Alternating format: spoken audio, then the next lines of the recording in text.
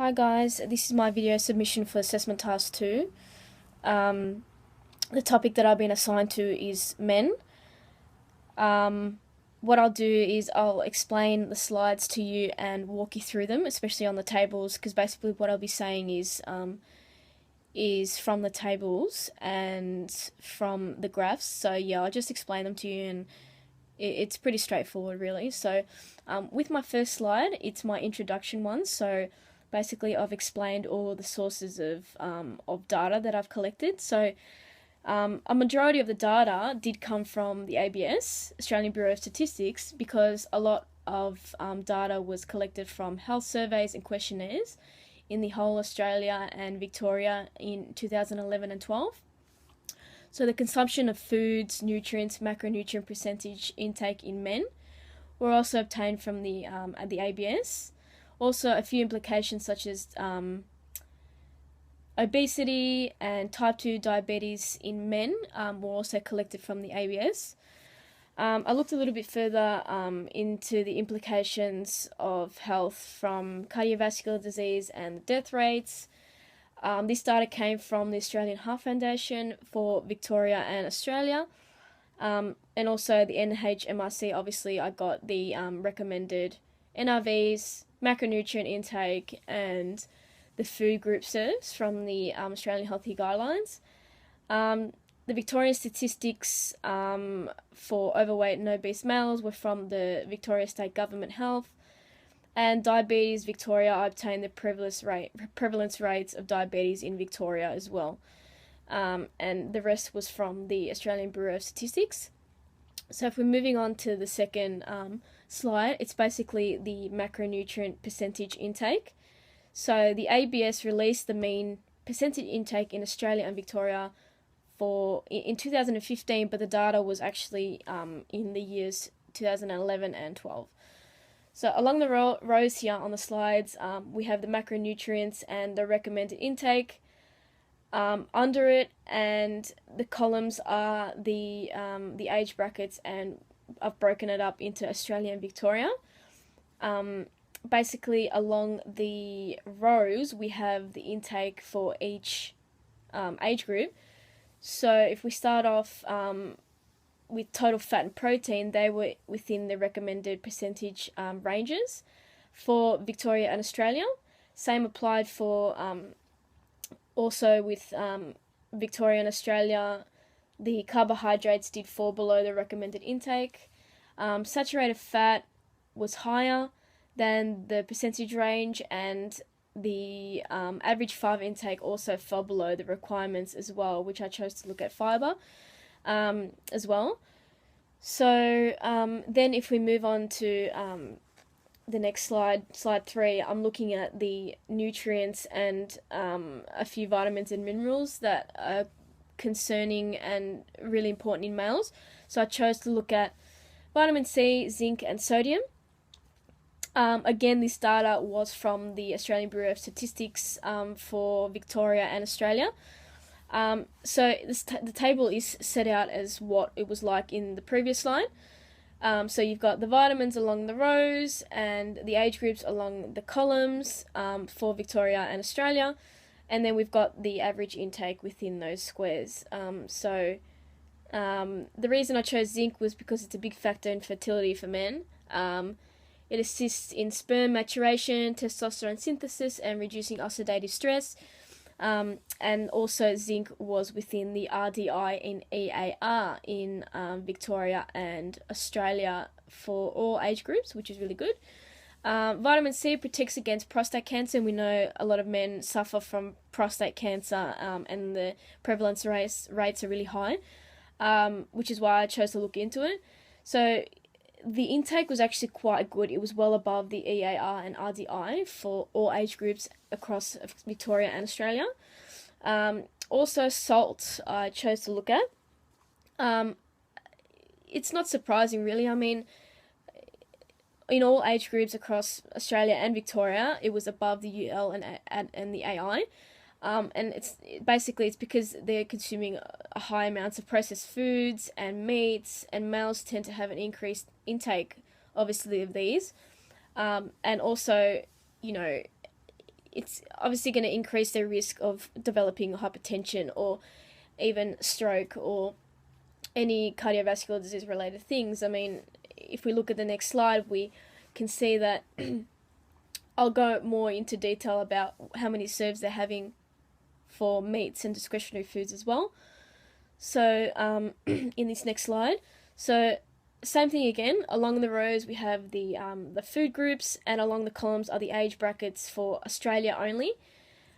So here we have the recommended serves in each group, so that I can compare with what they're actually having along the rows. And then so for each food group, there's an estimated serve in grams and kilojoules. So in each age bracket, we have the actual consumption in Australia. And for example, what I did was for the average intake of vegetables, their value was 160 in the 19 to 30-year-olds. So then I divided that number by 75, because that's the recommended, or the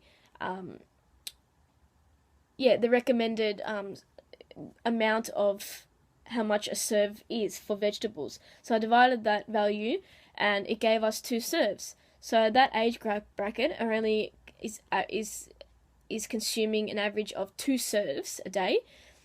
So basically that's what I did for each of the food groups, as well as the other food groups such as meats, where they have only kilojoules as a recommended serve. So, and a lot of the data was presented in kilojoules, so I had to work it out manually like I did with the vegetables.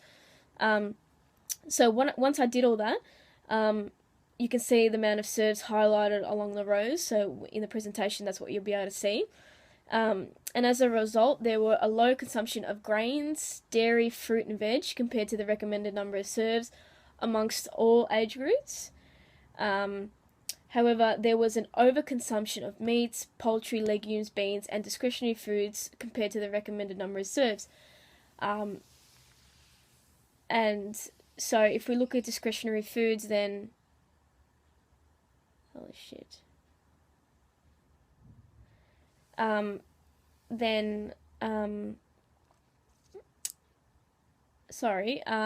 Discretionary choices, we've got quite a high number of serves, and that's quite alarming as well. The food groups in Victoria, in the Australian Bureau of Statistics, there wasn't any data for energy and grams for food groups like there was in the previous slide. However, in Victoria, the data was collected on the proportion of energy from food groups. Similar reflection of what was shown previously, the majority of the energy was going to the meats and the grains and discretionary foods in Victoria. So if these food habits continue, then we're in big trouble. I've focused on looking at obesity.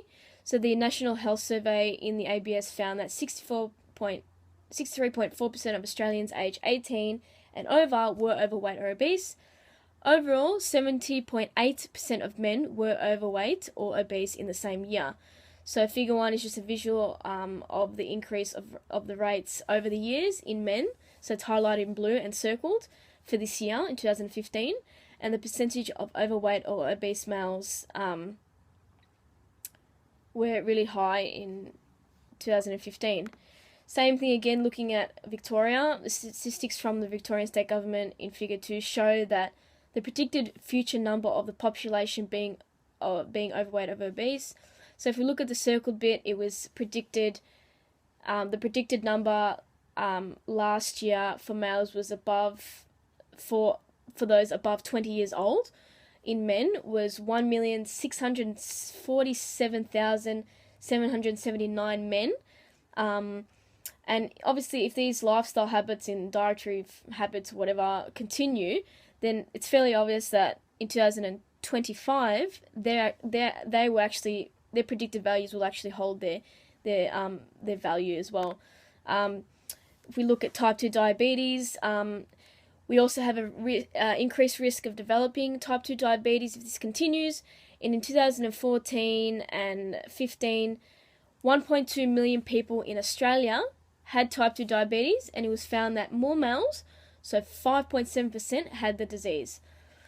So in Figure 3, it shows the proportion of males with diabetes from 2002 to 2014 and 15. As the age of males increases, the proportion of the disease increases, and it's at its peak from ages 55 to 75.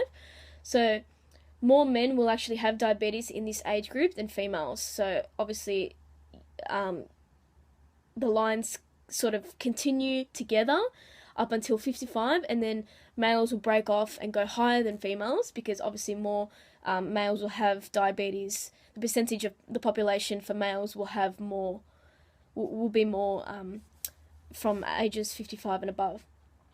So if we look at Victoria, Diabetes Australia found that the most prevalent parts of Australia were South Australia and Northern Territory. So it was found that 27 Victorians were diagnosed with diabetes last year, and that's equivalent to 74 cases a day. And the data, we don't know what the ratio of males to females were, and it's unknown basically. So moving on to the next health implication, it's cardiovascular disease. Surprise, surprise. So the Australian Heart Foundation statistics found that cardiovascular disease kills 1 Australian every 12 minutes, and it affects 1 in 6 Australians, or 32.72 million people. So here in Table 5, we've got the number of deaths in Victoria and Australia in 2013 for men. And in 2013, Victoria is the second state after New South Wales to have the highest number of death rates of all cardiovascular disease, ischemic heart disease, and strokes in males. So this data is all on males, guys, which is pretty alarming. And then just to conclude and finish the presentation, I've broken up the slide into dietary intake and health implications. So it's sort of like a book. It looks like a book. So overall, total fat and protein were within the ranges. Carbs and fiber fell below the percentage recommended intake. Vitamin C and sodium exceeded the requirements of the NRVs quite a lot. However, zinc met the requirements. Obviously, as previously mentioned, a lot of them weren't meeting the recommended food serves, especially for grains, dairy, fruit, and vegetables for men. And there was a huge overconsumption in meat and discretionary foods, as previously mentioned. And then as a result, we saw what sort of health implications do occur if these continue. So we looked at overweight and obese. We found that more men were overweight or obese than females. The percentage rates have risen and will continue to do so over the years if these dietary habits do continue. Type 2 diabetes was also one we looked at. More males obviously had the condition, and at ages 55 to 75, the proportion increased. More males obviously died of cardiovascular disease, and Victoria had the second highest male deaths numbers in 2013, guys. So that's the end of my presentation. I know I'm over the time, but I do think that's because I had a bit of an introduction at the start. Obviously I haven't finished yet, but that's basically the sort of layout that I'm going to present in class next week. So, yeah, I just hopefully you can give me some good feedback. But, yeah, thanks a lot for listening. Thank you.